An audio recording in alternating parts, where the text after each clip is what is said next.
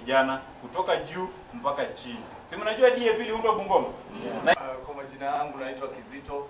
Kwanza kabisa presidential is in youth and youth are in DAP. Let's see somewhere chetu cha DAP. Nikimalizia, tunataka tukitoka hapo mheshimiwa, kwa chama chetu cha DAP, urafiki wenu huko, lazima tushikane, tushirikiane. Vile mwenzangu alisema, tuko kwa upinzani wote hapa siku hizi tuko digital. Huko nyumbani tunajua sisi tuko register station mpaka kwa county level. Simuwapatie kwa makofi. Jambo la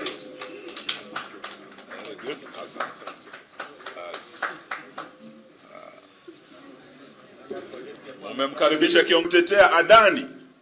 Sisi tumesema huyu Adani ni mwizi.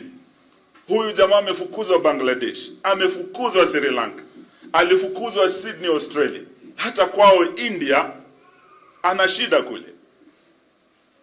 Hii wiki amepatikana na hatia kule Amerika. Ndio Ruto jana, ni juzi ama ni jana? Jana ndio Ruto anasema, sasa tumepata habari kumbe huyu Adani si msafi vile tulikuwa tunafikiria.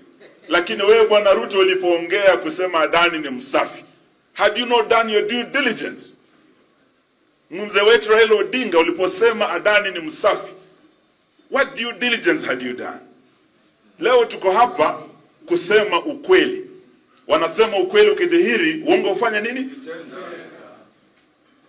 Na tukiuliza hii, hatumkosei heshima Rais William Ruto ama tumkosei heshima mzee wetu Raila Odinga. Tuko tunasema Kenya hii inahitaji kuokolewa kutoka kwa Adani na wafisadi na rafiki zake bwana Ruto.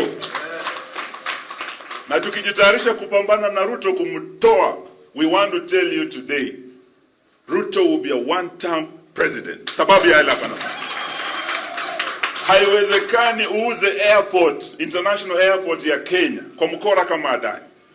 Uende uuze stima yetu KETRAC kwa mkora kama Adani. Uende health uchukue 104 billion na huyu mkora anaitwa Adani, na wewe utarajie hawa wa Kenya wanaumia sababu ya failure ya hiyo health system na sera mbovu zilizoleta kwenye sekta ya afya. Sera mbovu iliyoleta katika sekta ya kawi. Na ufikirie eti wa Kenya watakuchagua uwe rais wao, uendelee kuwaibia. Itawezekana kweli?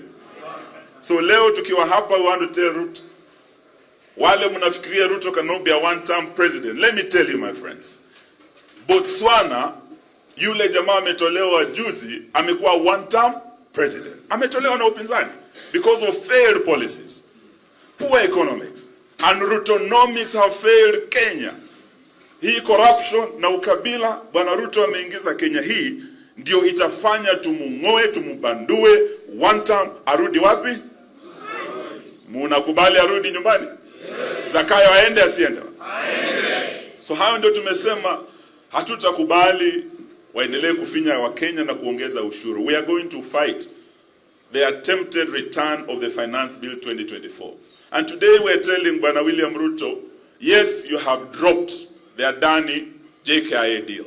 Yes, you have dropped the Adani KETRACO deal. But why have you not extended the same order to the health sector?